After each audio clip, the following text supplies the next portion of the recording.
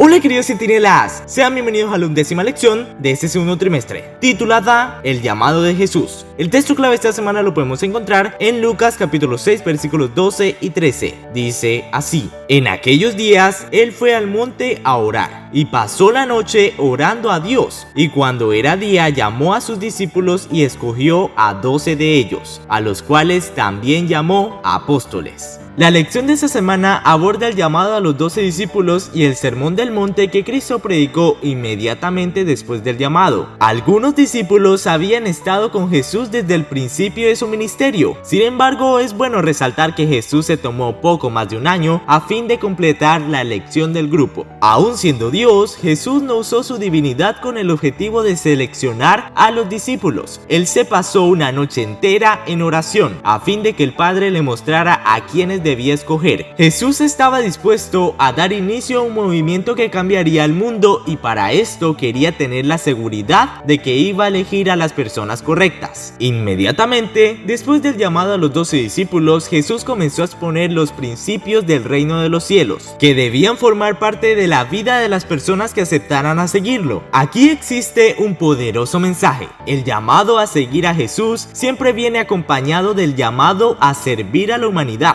¿Estaremos poniendo en práctica este principio? El texto para el estudio de esta semana es bastante conocido. Con toda seguridad ya has oído acerca de las bienaventuranzas pronunciadas por Jesús en el Sermón del Monte. Jesús pasó gran parte de su vida en oración, y quien hace una especial referencia a esto es Lucas. Era en los momentos en que Jesús estaba en oración que él recibía la sabiduría y el poder del Padre. El Salvador de la humanidad no salía para enfrentar el día sin antes haber buscado fuerzas en Dios. El Hijo de Dios se había sometido a la voluntad del Padre y dependía de su poder. Tan completamente había anonadado Cristo al yo que no hacía planes por sí mismo, aceptaba los planes de Dios para él, y día tras día el Padre se lo revelaba. El deseado de toda la gente es páginas 178 y 179. No fue diferente con la elección de los hombres que cooperarían con Jesús en la misión de llevar el mensaje de salvación al mundo. El comentario bíblico adventista nos dice lo siguiente con respecto a este hecho: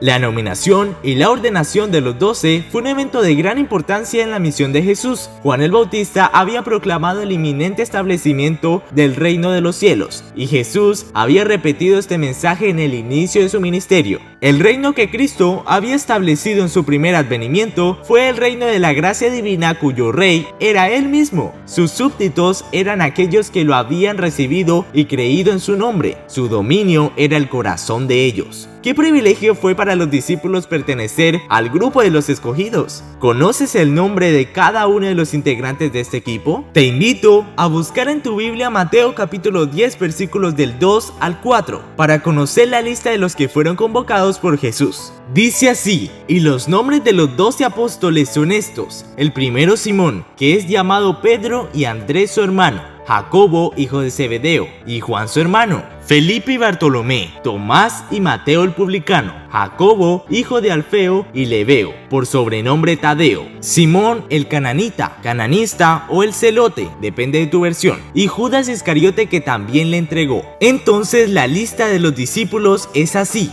Andrés junto con su hermano Simón Pedro, Felipe y Santiago, que también es conocido como Jacobo hijo de Zebedeo, hermano de Juan el discípulo amado. También tenemos a Mateo el publicano, Bartolomé y Tomás. Los siguientes serían Santiago hijo de Alfeo, Judas Iscariote, Tadeo y Simón el cananita. Ahora ya conocemos a la lista de los 12 discípulos de Jesús. Y ahora los invito a entrar al espacio de los datos curiosos de la lección número 11 para ver si lo sabías o no. Número 1. Desde el punto de vista humano, los hombres escogidos por Jesús difícilmente estarían en la lista de los seleccionados para ejercer la función de asesores del Mesías. Ellos eran pobres e iletrados, una de las razones por las cuales eran tratados con desdén por los líderes judíos. Número 2. Al concluir el periodo de aprendizaje, los discípulos se volvieron personas diferentes. 3 de ellos, por ejemplo, fueron hábiles escritores. Juan fue un profundo teólogo. Podríamos decir que casi todos se graduaron con honores. Número 3. Judas Iscariote no estaba entre los que Jesús había escogido. Él prácticamente se ofreció para ser discípulo. Los otros hombres lo recomendaron, pues consideraron que sería de gran ayuda para el grupo en razón de sus habilidades como ejecutivo. Él tenía buena apariencia y poseía mente rápida, y eso los había impresionado. Aunque no lo había elegido, Jesús lo aceptó y le dio la oportunidad de ser también un ciudadano del reino de Dios. Número 4. La palabra discípulo significa alumno, aprendiz, y la palabra apóstol quiere decir enviado. De esta manera, los hombres venían a Jesús para aprender de él y después él los enviaba para enseñar a otros. Número 5. Pablo, Bernabé, Timoteo y Silas también fueron llamados apóstoles, pues habían sido enviados por la iglesia cristiana como sus representantes. No nos cansemos pues de hacer bien, porque a su tiempo segaremos, si no desmayamos. Así que, según tengamos oportunidad, hagamos bien a todos, y mayormente a los de la familia de la fe. Gálatas 6, 9 y 10.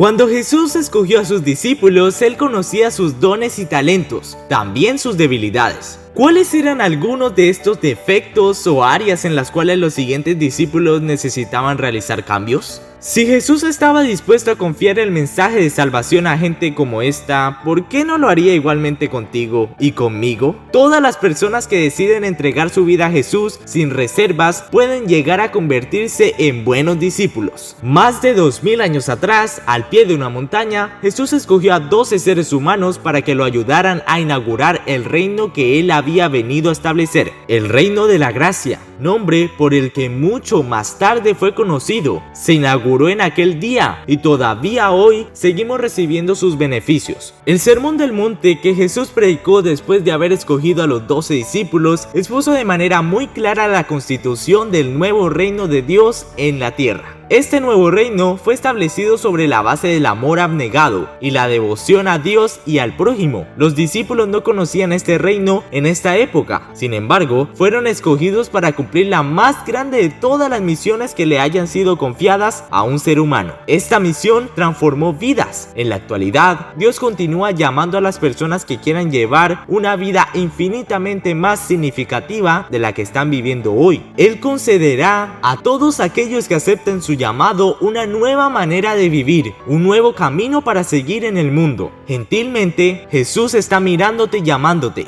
Ven, sígueme. ¿Qué respuesta le vas a dar? Lee los capítulos 30 y 31 del libro El Libertador. Imagina la reacción de los discípulos y del pueblo al oír el Sermón del Monte, con las impactantes declaraciones realizadas por Jesús. Jesús apreciaba estar en la naturaleza y extraer lecciones prácticas de esta. ¿Has experimentado pasar tiempo con Dios en medio de la naturaleza? Sería todavía mejor pasar ese tiempo oyendo lo que Dios te quiere decir por medio de su palabra escrita. Y nos veremos en una próxima lección. ¡Centinelas!